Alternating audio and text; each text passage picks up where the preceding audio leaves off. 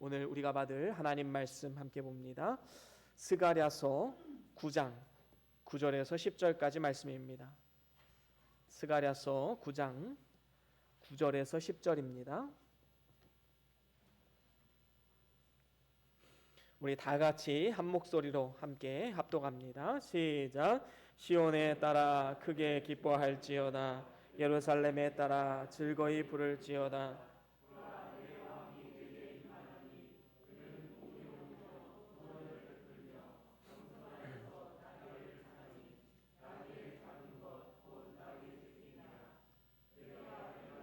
병거와 예루살렘의 말을 끊겠고 전쟁하는 활도 끊으리니 그가 이방 사람에게 화평을 전할 것이요 그의 정권은 바다에서 바다까지 이르고 유브라데 강에서 땅 끝까지 이르리라. 아멘. 아멘. 우리 다 같이 말씀들과 함께 선포합니다. 시작. 주의 말씀은 내 발의 등이요 내 길의 빛이 되십니다. 주여 말씀하옵소서. 주의 종이 듣겠나이다. 아멘. 아멘. 오늘은 스가랴서 9장 9절에서 10절 말씀으로 왕으로 오신 그리스도라는 제목으로 함께 말씀을 나눠보기로 원합니다. 미국의 소설가 마크 트웨인이라는 사람이 있지요. 이 사람이 지은 많은 소설 중에 하나가 이제 왕자와 거지라는 소설입니다. 우리가 이 소설의 내용은 잘 아리라고 믿습니다. 이 소설의 내용에 보면 왕자가 이제 거지의 옷을 입고 이제 세상 가운데 거리에 나오지요. 그런데 이제 어떤 대우를 받습니까? 겉모습만 보고 이제 왕자를 알아보지 못하고 이제 박해하고 놀리고 멸시하고 넘어뜨리고 때립니다. 이러한 이야기를 통해서 우리는 예수 그리스도께서 이 땅에 오신 모습을 떠올리게 되지요. 예수님은 만왕의 왕이시요 또 만주의 주이십니다. 그런데 인간의 몸을 입으시고 또 육체를 입으셔서 이 땅 가운데 오셨을 때 그를 알아보는 사람은 그리 많지 않았습니다. 많은 멸시와 천대 핍박을 받으시고 마지막에는 십자가에까지 달리셔서 죽음을 당하셨지요. 이제 이번 주 금요일은 성탄절로 우리가 지킵니다. 왕이신 그리스도께서 낮고 천한 이 땅에 오신 것을 감사하며 기념하는 날이지요. 우리는 주 안에서 이러한 왕의 탄생을 기뻐하고 또 즐거워해야 마땅한 것입니다. 예수님의 탄생 당시에는 많은 사람들이 탄생을 축하하지 못했지만 오늘날 예수님을 믿는 모든 백성들은 주 안에서 함께 기뻐하고 즐거워해야 될 줄로 믿습니다. 그리스도께서 이 땅에 오신 것을 우리는 복음이라고 말합니다. 이 복음이란 말의 뜻은 기쁜 소식, 복된 소식이란 뜻을 가지고 있지요. 특별히 오늘날 한번 보십시오. 코로나19로 인해서 우리의 몸과 마음이 다 지쳐가고 있습니다. 꼭 필요한 것 바로 복음이지요. 이 시대 가운데 진정으로 필요한 것 그것은 바로 복음입니다. 복음의 핵심인 그리스도의 탄생이 우리에게 주는 의미가 무엇입니까? 그분은 우리의 삶 가운데 찾아오는 모든 슬픔과 고통과 좌절 그리고 심지어는 죽음까지도 이겨내는 능력을 주시기 위해서 이 땅에 오신 것입니다. 그래서 진정으로 이 복음이 우리의 삶과 가정 가운데 임하게 되면 모든 두려움은 사라지고 진정한 기쁨과 감사의 삶을 살아갈 수 있게 되는 것입니다. 그래서 오늘 본문 9절 상반절에도 이렇게 말씀하고 있지요. 시온에 따라 크게 기뻐할지어다. 예루살렘에 따라 즐거이 부를지어다. 보라 왕이 내게 임하나니 라고 말씀하고 있습니다. 예수님께서 왕으로 이 땅 가운데 오셨기 때문에 기뻐하고 즐거워하라 라는 것이지요. 여러분 여기에 우리 자신의 이름을 한번 넣어서 한번 선포해 볼까요? 여기에 보면 이제 괄호 안에가 있죠. 여기에 자신의 이름을 넣는 것입니다. 사실 자기 자신이 자기 이름을 부르는 것이 굉장히 어색한 일이기도 합니다. 하지만 이런 때에 우리가 함께 우리 자신의 이름을 불러가면서 우리 영혼에 한번 선포합시다. 그리고 외칩시다. 한번 그 괄호 안에 자기 이름을 넣어서 지금부터 한번 선포합니다. 함께 읽습니다. 시작. 양원아 크게 기뻐할지어다. 양원아 즐거이 부를지어다. 보라 왕이 내게 임하였느니라. 아멘. 아멘이시죠? 그렇습니다. 선포에는 능력이 있습니다. 여러분 힘들고 어려운 상황 가운데 한번 말씀을 붙잡고 선포해 보십시오. 그 말은 능력이 되어서 우리의 삶을 변화시키고 또한 우리 가정을 변화시키고 우리가 속한 공동체를 변화시키는 능력이 있는 것입니다. 여러분, 세상 사람들이 성탄절이 다가오면 괜히 연말이라서 들뜨지요. 설레입니다. 또 연인들끼리는 서로 선물을 주고받으면서 즐거워합니다. 하지만 우리의 기쁨과 즐거움은 세상 사람들이 누리는 기쁨과 즐거움과는 비교할 수 없는 것들입니다. 우리 인생을 죽음에서 생명으로 옮기시는 전능하신 하나님이 주시는 능력, 그리고 우리의 고통과 슬픔을 모두 다 아시고 은혜를 내려주시는 전지하신 그리스도, 그분의 능력과 은혜로 인하여 우리가 기뻐하고 즐거워하는 것이지요. 그런데 우리가 복음서를 보면 알 수 있듯이 실제로 이 말씀이 성취되어서 예수님이 마국간에서 태어나셨을 때 이를 축하하고 기뻐했던 사람은 아주 소수의 사람들이었습니다. 왜냐하면 세상은 초라하고 비천하게 이 땅에 온 이 왕 되신 그리스도를 알아보지 못했기 때문입니다. 별로 주목하지 않았던 것이지요. 하지만 동방의 박사들은 어땠습니까? 예수님을 왕으로 인정하고 왕으로 오신 예수 그리스도께 경배하기 위해서 황금과 유향과 모략을 준비해서 예수 앞에 경배를 올려드렸습니다. 또한 목자들이 한밤중에 양떼를 지키던 중에 천사들을 만나게 되지요. 천사들이 좋은 소식을 전합니다. 보라, 온 백성에게 미칠 큰 기쁨의 소식을 너희에게 전하노라 하면서 예수님의 탄생 소식을 전했는데 그 찬송의 가사 중에 이러한 말씀이 있습니다. 누가복음 2장 14절입니다. 우리 같이 한번 읽어볼까요? 누가복음 2장 14절 시작. 지극히 높은 곳에서는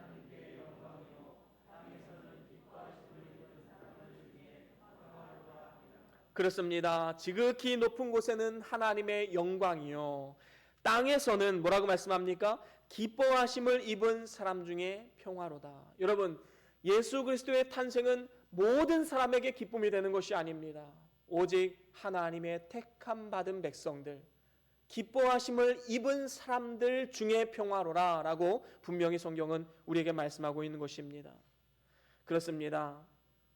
그래서 우리는 오늘날 우리가 그리스도의 탄생을 기뻐하고 즐거워하는 것도 하나님께서 주신 은혜요, 또한 특권임을 우리는 분명히 기억해야 될 줄로 믿습니다.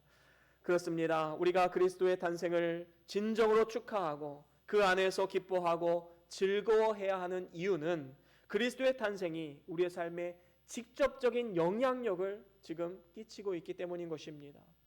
그리스도께서 왕으로 이 땅에 오셔서 많은 놀라운 일들을 하셨지요. 그 중에 특별히 오늘 말씀에 나타난 그리스도께서 왕으로 오셔서 어떠한 일을 하셨는가, 거기에 대해서 오늘 말씀을 중심으로 세 가지로 여러분들과 함께 나눠보길 원합니다. 왕으로 오신 그리스도께서 무슨 일을 하셨는가? 첫 번째로는 공의로우시며 구원을 베푸셨습니다. 그렇습니다. 오늘 말씀 9절에 보면 그리스도가 이 땅에 오실 것을 예언하면서 그는 공의로우시며 구원을 베풀며 라고 말씀하고 있습니다. 그렇습니다. 그리스도께서는 공의로우시며 구원을 베푸시는 왕으로 이 땅에 임하셨습니다. 여러분, 공의란 무슨 뜻을 가지고 있지요? 의와 불의를 구별하셔서 의인에게는 상급과 영광을, 불의한 자들에게는 형벌과 책망을 주시는 것이 바로 공의한 분이 하시는 일입니다. 그래서 사도행전 17장 31절에 이러한 말씀이 나오지요. 우리 같이 한번 읽어보겠습니다. 사도행전 17장 31절입니다. 시작.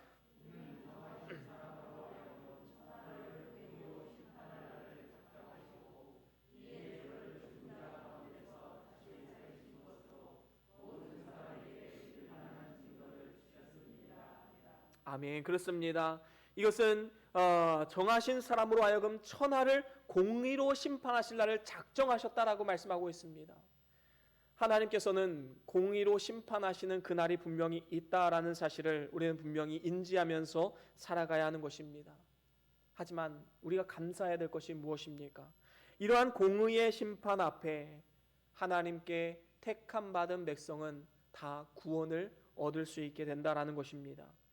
여러분, 이 예수라는 말의 뜻이 무엇입니까? 우리가 잘 알듯이 자기 백성을 저희 죄에서 구원할 자라는 뜻을 가지고 있지요. 예수님은 온 인류 모든 사람을 위해서 십자가에 달려 죽지 않으셨습니다. 오직 자기가 택한 백성, 하나님의 선택받은 백성들을 위해서 십자가에 달려 죽으신 것이지요. 그래서 예수님을 구주로 믿는 자만이 구원을 얻을 수 있는 것입니다. 성경은 분명히 말합니다. 사도행전 13장 48절, 우리 같이 한번 읽어볼까요? 사도행전 13장 48절입니다. 시작. 이방인들이 듣고 기뻐하여 하나님의 말씀을 찬송하며 영생을 주기로 작정된 자는 다 믿더라. 아멘. 그렇습니다. 여기서 사도들이 복음을 증거할 때 영생을 받기로 주기로 작정된 자, 바로 하나님의 선택받은 자들이지요. 그 사람들은 다 믿더라. 복음을 접할 때 어떤 사람은 믿지 않고 어떤 사람은 믿는 역사들이 나타나지요. 그 차이가 무엇일까요? 하나님이 창세 이전부터 그 사람을 선택하셨는가 아니면 불택하셨는가, 그 차이인 것입니다. 이처럼 하나님께서는 그의 택한 백성들을 구원하시는데 그냥 구원하신 것이 아니라 그분은 공의의 하나님이시기 때문에 이 공의도 만족시켜야만 했습니다. 그래서 그냥 구원하신 것이 아니라, 그냥 선택하신 것이 아니라 예수 그리스도를 통하여서 큰 대가를 지불하시고 구원하신 것입니다. 그래서 공의의 하나님도 만족시키고 사랑의 하나님도 만족시키는, 그래서 예수님의 십자가를 통하여서 하나님의 모든 속성이 만족되어진 것입니다. 그렇습니다. 예수님께서 인간의 몸을 입으시고 세상에 오셔서 십자가에 달려 죽으심을 통하여서 물과 피를 다 쏟으심으로 말미암아 우리가 구원을 입게 된 것입니다. 예수님께서 그 피를 하나님의 공의에 들이시고 우리를 주의 것으로 삼으신 것이지요. 그래서 예수님을 구주로 영접한 자들에게는 그 마음 가운데 언제나 성령 하나님이 살아 숨쉬고 있는 것입니다. 그래서 고린도전서 6장 19절에 보면 이렇게 말씀하지요. 우리 같이 한번 읽어보겠습니다. 19절 20절 다 같이 읽어봅니다. 시작. 너희 몸은 너희가 하나님께로부터 받은 바 너희 가운데 계신 성령의 전인 줄을 알지 못하느냐. 너희는 너희의 것이 아니라 값으로 산 것이 되었으니 그런즉 너희 몸으로 하나님께 영광을 돌리라. 아멘. 그렇습니다. 여기서 보면 뭐라고 말씀합니까? 너희의 몸은 성령이 거하시는 성령의 전이다 라고 말씀하면서 어떻게 성령의 전이 되게 되었느냐, 그거에 대해서 20절에 값으로 산 것이다, 바로 예수 그리스도의 피값으로 산 우리의 영혼이다 라고 분명히 말씀하고 있습니다. 그렇습니다. 우리가 전에는 다 사단에게 속해서 죄만 짓다가 사단과 함께 영원히 멸망해야만 하는 이러한 안타까운 존재였지요. 하지만 예수님께서 자신을 속전으로 들이시고 그 값으로 우리를 사심으로 말미암아 우리의 과거와 현재와 미래의 모든 죄를 다 짊어지시고 십자가에 달려 죽으신 것입니다. 그래서 이제는 우리가 영원한 그의 소유가 된 것이지요. 그래서 우리는 이제 성령이 거하시는 성전이 되어서 하나님의 도우시는 은총을 따라 살아가게 되었고, 하나님께서 눈동자와 같이 지키시고 보호하실 뿐만 아니라 세상 끝날까지 내가 너희와 함께 하겠다라는 이러한 하나님과의 동행하는 축복된 인생을 살아가게 된 것입니다. 그리고 영원한 천국까지 성령 하나님은 우리를 안전하게 인도하시리라 믿습니다. 하지만 반면에 불신자는 어떻습니까? 하나님의 택함을 받지 못했기 때문에 영원한 지옥 불구덩이에 들어갈 수밖에 없는 것입니다. 참으로 안타까운 일이지만 그리스도의 피 없이 공의의 하나님 앞에 서면 영원한 지옥의 형벌에 빠져 들어갈 수밖에 없는 것입니다. 그래서 종교개혁자 칼빈은 뭐라고 말했습니까? 그리스도의 대속의 은혜는 제한적 속죄이다, 하나님의 선택받은 자들에게만 주시는 속죄이다 라고 말했지요. 그렇습니다. 만인 구원론은 틀린 학설입니다. 하나님의 구원의 사역은 제한된 속죄입니다. 하나님께 택함 받은 자들에게만 주시는 하나님의 은혜인 것이지요. 요한복음 3장 18절에도 이렇게 말씀합니다. 우리 같이 한번 읽어볼까요? 요한복음 3장 18절입니다. 시작. 저를 믿는 자는 심판을 받지 아니한 것이요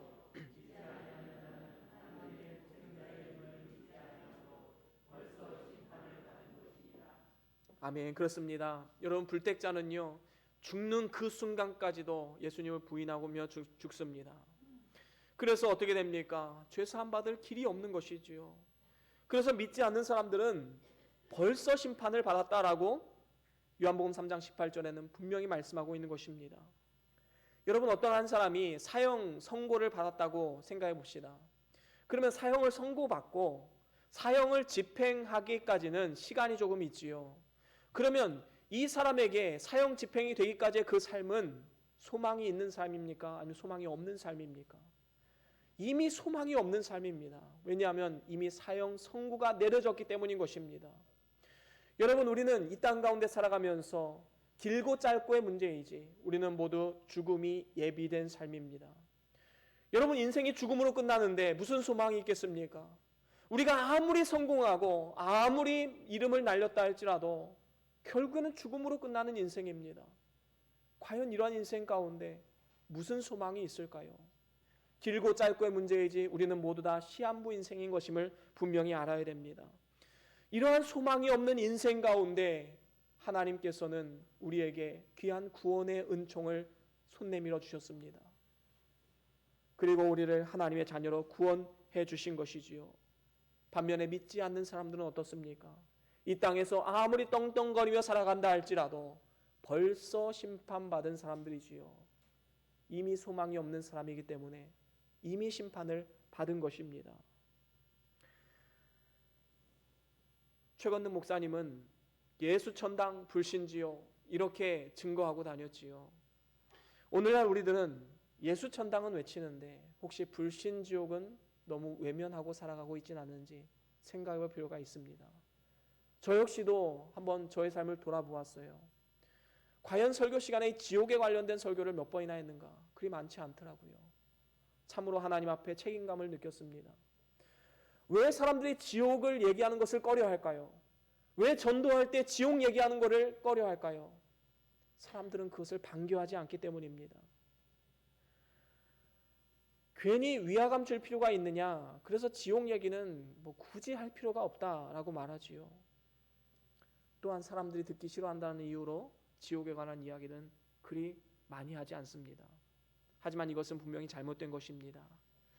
세상을 향해서 우리를 선포해야 됩니다. 예수 천당, 불신 지옥. 오직 예수 그리스도만이 공의로우시고 공의로우신 그 하나님의 심판대 앞에서 그 심판을 피할 수 있는 유일한 길임을 우리는 분명히 믿음으로 선포하고 나아가야 되는 것입니다. 또한 전해야 되는 것이지요. 우리에게는 일생 동안 단 한 번의 기회밖에 없습니다. 이 세상에서 죽음으로 끝나게 되면 그 이후의 기회는 우리에게 없다라는 것이지요. 이것이 바로 우리가 반드시 이 세상에서 예수님을 믿고 죽음을 맞이해야 하는 이유이고 또 우리 주변 사람들에게 복음을 증거해야 하는 이유인 것입니다. 이번 성탄절을 맞이하여서 저와 여러분들이 공의로우시고 구원을 베푸시는 왕으로 오신 예수 그리스도를 먼저 우리 자신의 주권자로 인정하시고 받아들이시고 이제는 더 나아가서 그 사랑과 은혜를 우리 사랑하는 가족들에게 그리고 직장 동료들에게 믿지 않는 친구들에게 증거할 수 있는 그러한 축복의 도구로서 아름답게 쓰임받을 수 있기를 주의 이름으로 간절히 축원합니다. 그런가 하면 두 번째로는 우리에게 겸손을 가르쳐주고 있습니다. 오늘 본문 9절 하반절에 보면 그리스도께서는 왕이시지만 겸손하셔서 나귀 새끼를 타실 것이라 라고 예언되어 있음을 볼 수 있지요. 이 예언의 말씀이 예수님을 통해서 어떻게 성취가 되었습니까?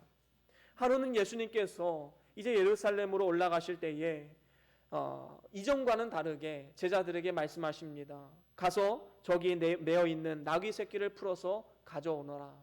그리고 그 주인이 왜 가져가냐 묻는다면 주께서 쓰시겠다 하라.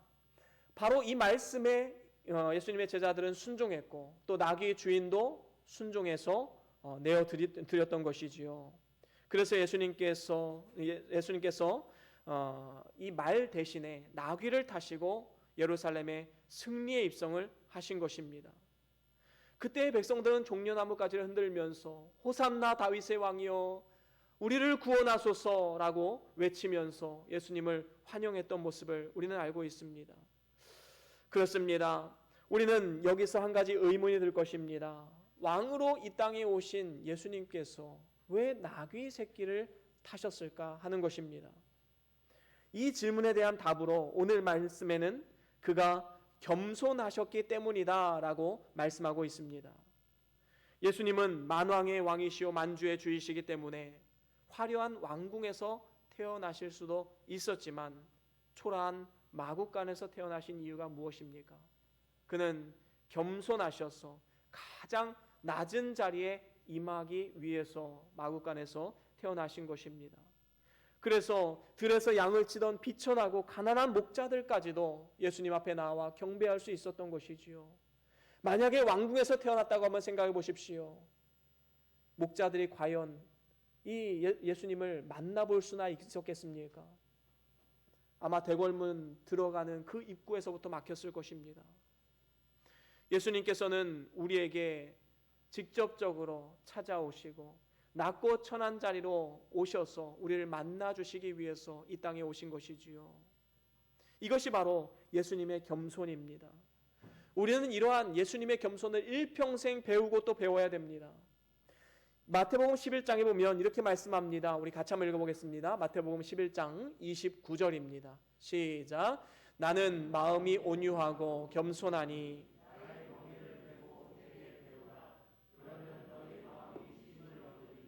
아멘. 그렇습니다.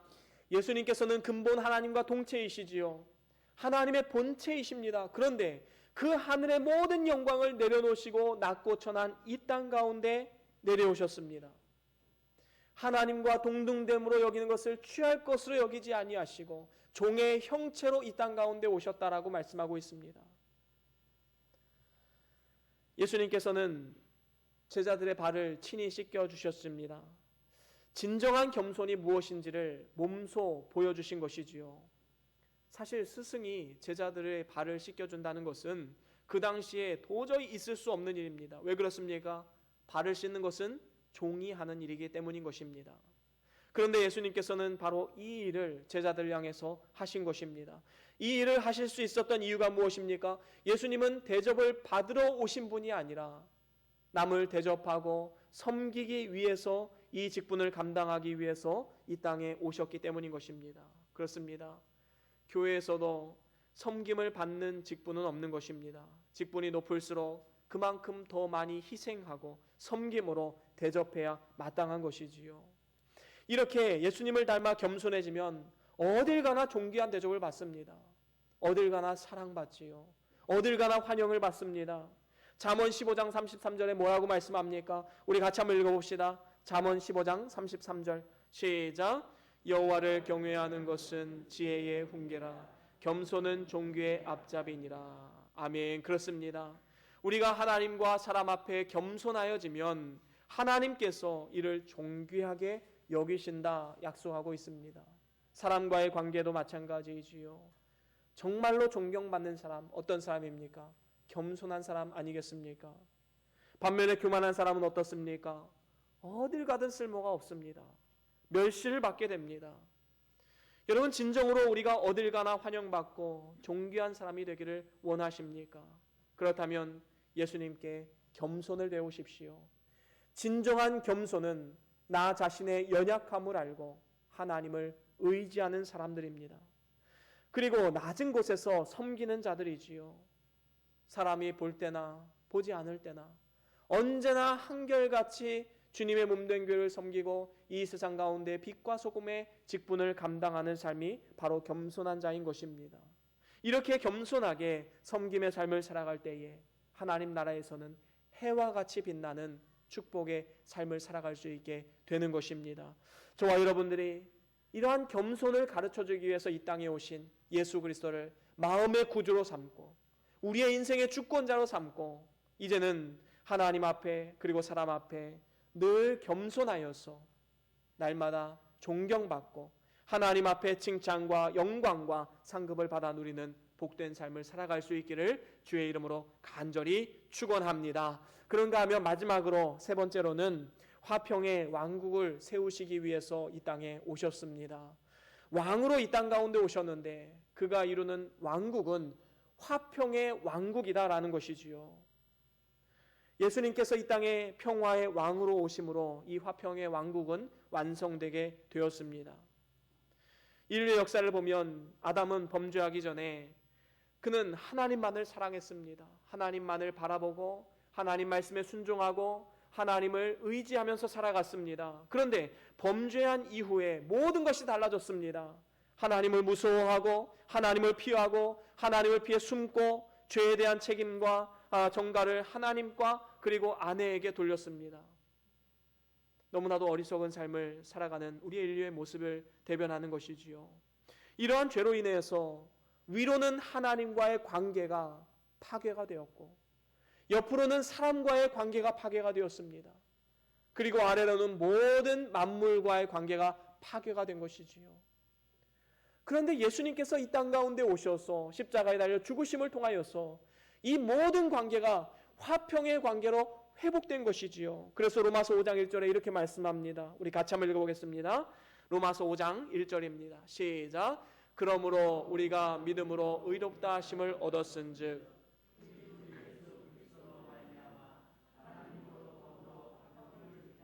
아멘. 그렇습니다. 이제는 하나님을 피해 숨어 들어가는 것이 아니라 하나님 앞에 당당히 나아가 담대함으로 나아가서 하나님과 더불어 화평을 누리는 관계가 되었다라는 것입니다. 먼저는 하나님과의 관계가 화평의 관계로 회복이 되었고 이웃과의 관계가 화평의 관계로 회복이 되었고 만물과의 관계가 화평의 관계로 회복되게 되는 것입니다. 이렇게 우리 마음 가운데 이루어진 화평의 왕국은 앞으로 예수 그리스도의 재림을 통해서 완전하게 우리 삶 가운데 임하게 될 것입니다. 지금 우리가 누리는 화평은 말하자면 천국의 견본주택, 모델하우스이지요. 그래서 우리가 하나님 나라를 현재 경험하는 것은 하나님 나라의 화평을 이 세상에서 맛보는 것입니다. 우리가 예수님을 믿고 의지하면 마음 가운데 세상이 줄 수 없는 평강과 화평이 넘치지요. 이것은 천국에서 누리는 화평과 즐거움에 비교할 바가 되지 않는 것입니다. 그저 맛보기만 한번 보는 것이지요. 여러분 정말로 주 안에서 기쁨과 감사를 누렸던 그때를 떠올려 보십시오. 그때와는 비교할 수 없는 그 기쁨과 평안과 만족이 우리의 삶 가운데 찾아오게 되는 것입니다. 이러한 완전한 하나님 나라가 세워지는 그때가 바로 예수님의 재림의 때입니다. 그래서 예수님께서 초림하셨을 때에는 나귀를 타고 오셨지만 계시록에 보면 그가 재림하실 때에는 백마를 타고 오셔서 화평의 왕국을 세우실 것이다 라고 분명히 말씀하고 있습니다. 특별히 화평의 왕이신 예수님의 통치 영역에 대해서 오늘 본문 10절에 이렇게 설명하고 있습니다. 오늘 본문 10절 다시 한 번 더 읽어보겠습니다. 시작. 내가 에브라임의 병거와 예루살렘의 말을 끊겠고 전쟁하는 발도 끊으리니 그가 이방 사람에게 화평을 전할 것이요 그의 정권은 바다에서 바다까지 이르고 유브라데 강에서 땅끝까지 이르리라. 아멘. 그렇습니다. 여기에 보면 에브라임의 병거와 예루살렘의 말을 끊겠고 전쟁하는 활도 끊을 것이다 라고 말씀하고 있습니다. 이것은 온 이스라엘의 군사력을 제거하여 버리겠다라는 것이지요. 이렇게 하신 이유가 무엇입니까? 그리스도께서 건설하실 나라는 군사력으로 되는 것이 아니라 무력으로 되는 것이 아니라 평화, 평강으로 이루시는 나라이기 때문인 것입니다.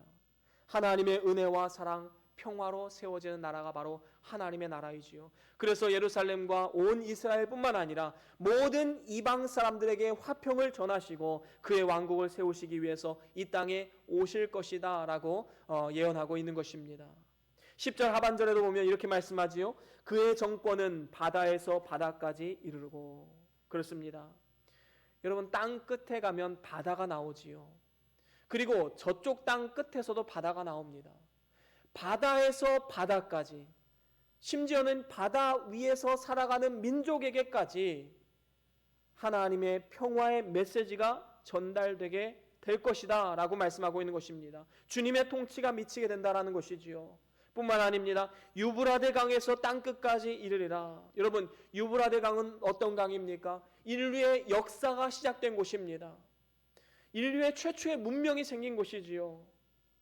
그래서 그곳으로부터 사람들이 흩어져서 온 지면에 이르게 되는데, 유브라데 강에서 땅끝까지 사람이 아무리 멀리 간다 할지라도 그곳까지 하나님의 통치 영역 안에 들어간다라는 것입니다. 그렇습니다. 너무 멀리가 있어서 그리스도의 화평하심의 혜택을 받지 못하는 나라나 종족은 없다라는 것입니다. 그리스도 안에 있으면 이러한 특권을 어디서나 누릴 수 있는 것이지요. 그렇습니다. 말세가 되면 복음이 땅끝까지 전파될 것이다. 복음이 모든 민족에게 전달될 것이다. 성경은 분명히 예언하고 있습니다. 오늘날 어떻지요? 지구상의 모든 언어로 성경은 다 번역이 마쳤습니다. 그리고 지금도 산지와 오지까지도 선교사님이 들어가서 다 사역하면서 복음을 증거하고 있지요. 정말로 이제 마지막 때가 다가왔다는 사실을 우리는 분명히 알아야 됩니다. 영원한 그리스도의 화평의 나라가 임할 날이 점점 더 가까워지고 있다는 사실을 분명히 깨달아야 되는 것이지요. 다니엘서 2장에 보면 이 우상의 모습이 나옵니다. 세상 모든 나라를 큰 우상으로 비유를 했는데 이 우상을 깨뜨리는 뜨인 돌이 나옵니다. 사람의 손으로 던져진 것이 아니라 어떠한 강력한 힘에 의해서 이 뜨인 돌이 우상의 발을 치는데 모든 우상이 다 순식간에 무너지게 되지요. 그리고 우상을 친 돌은 천하에 가득하게 되었다라고 말씀하고 있습니다. 여러분, 이 우상을 친 뜨인 돌 바로 예수 그리스도이시지요. 예수님의 이 복음을 통하여서 모든 나라와 민족이 무너지고 그 가운데 하나님의 말씀으로 새로운 왕국이 탄생하게 될 것을 우리에게 분명히 말씀하고 있는 것입니다. 베드로후서 3장 10절에 보면 이렇게 말씀합니다. 우리 함께 같이 읽어볼까요? 베드로후서 3장 10절 함께 읽어봅니다. 시작. 그러나 주의 날이 도적같이 오리니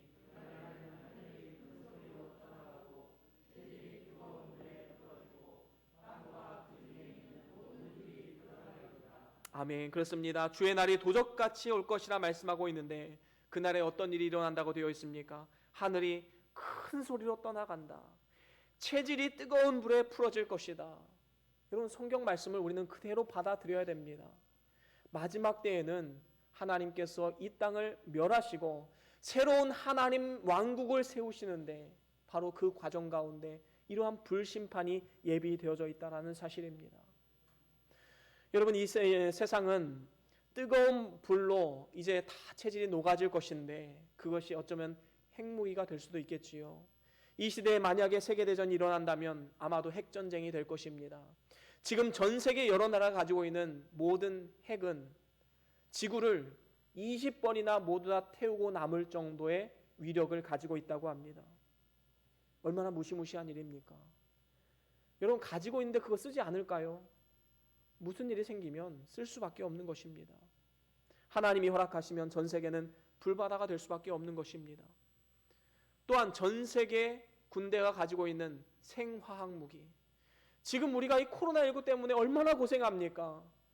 그런데 실제로 우리가 가지고 있는 그 생화학 무기, 온 지구의 인구의 3분의 1을 죽일 수 있는 그러한 생화학 무기를 우리 인류가 가지고 있습니다. 얼마나 두렵고 떨린 일입니까? 그렇기 때문에 우리는 말세가 되면 그 어디에도 안전한 곳은 없는 것입니다. 그래서 우리는 세상 나라에 소망을 두지 말고 그리스도께서 통치하시는 영원한 화평의 나라에 소망을 두어야 마땅한 것입니다. 여러분, 인류의 역사가 증거하고 있지 않습니까? 영원한 권력이 어디 있습니까? 절대로 무너지지 않을 것 같았던 그 로마 제국, 무너지고 말았습니다. 해가 지지 않는 나라, 대영 제국, 무너졌습니다.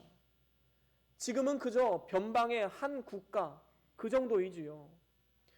여러분, 지금은 미국과 중국이 전 세계 패권을 다투고 있지요. 이것도 끝이 있습니다. 분명히 있습니다. 또 어떤 신흥국가가 나올 수가 있겠지요. 이 세상의 모든 권력, 힘은 영원한 것이 없습니다. 언젠가는 무너지고 마는 것이지요.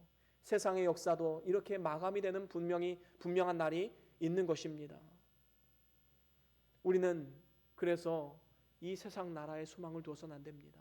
오직 하나님 나라, 영원하신 화평의 왕국을 바라보면서 우리는 살아가야 되는 것이지요. 이제 말씀을 마무리합니다. 이번 주 금요일에는 성탄절을 앞두고 있습니다. 우리의 마음을 한번 점검해 봅시다. 진정으로 복음으로 인해서 나의 마음 가운데, 나의 삶 가운데 진정한 기쁨과 즐거움이 있는가 하는 문제입니다. 다시 한번 우리에게 영혼에 선포하십시오. 기뻐하라, 즐거워하라, 매일매일 선포하십시오. 아침에 거울 보며 선포하십시오. 저녁에 잠에 들면서 선포하십시오. 근거 없이 기뻐하라는 것이 아닙니다. 분명한 근거와 이유가 있는 것이지요. 왕 되신 예수님께서 하신 일이 있기 때문입니다. 오늘 말씀을 통하여 세 가지로 함께 나누었지요. 정리하고 마치겠습니다. 예수님께서 하신 일 첫 번째 무엇이었지요? 그렇습니다. 우리 예수님께서는 공의로우시고 구원을 베푸시는 분이십니다. 하나님의 사랑의 속성 그리고 공의의 속성을 다 만족시키신 것, 바로 그리스도의 십자가입니다. 그 십자가를 통해서 우리를 구원하셨지요. 이 놀라운 구원의 은총이 기뻐하고 감사해야 할 이유인 것입니다. 두 번째는 무엇입니까? 그렇습니다. 나귀를 타고 겸손의 왕으로 이 땅에 오신 것을 본받아서 우리도 역시 겸손한 모습으로 하나님 앞에 나아갈 때에 하나님께서 우리를 높여주시는 삶을 살아가게 되고 진정한 기쁨과 평안과 감사가 넘치는 삶을 살아가게 되는 것입니다. 세 번째는 무엇입니까? 그렇습니다. 우리의 왕 되신 그리스도께서 영원한 화평의 왕국을 세우실 것입니다. 그리스도의 재림을 통하여서 이러한 왕국이 세워질 것을 우리는 믿음의 눈으로 바라보고 세상에 소망을 두는 것이 아니라 영원한 하나님 나라의 소망을 두고 믿음으로 한 걸음 한 걸음 나아가야 할 것입니다. 오늘 우리가 함께 나눈 이 세 가지 그리스도께서 하신 일들을 깊이 묵상하시고 오늘도 환경과 상황이 아무리 힘들고 어렵다 할지라도 절대로 그 환경이 우리를 넘어뜨리지 못한다는 사실을 기억하시고 모든 상황을 초월해서 하나님 주시는 기쁨과 평안과 감사를 지금으로부터 영원까지 받아 누리시는 복된 삶이 다 될 수 있기를 주의 이름으로 간절히 축원합니다. 우리 다 같이 오늘 받은 말씀 기억하시면서 잠깐 동안 묵상하시면서 기도하겠습니다. 성탄절을 맞이해서 정말로 이 큰 기쁨과 감사가 나의 삶 가운데 있는가? 우리 삶을 한번 돌아봅시다. 하나님 앞에 결단하면서 기도합시다. 선포하면서 기도합시다. 다 같이 잠깐 동안 기도합니다.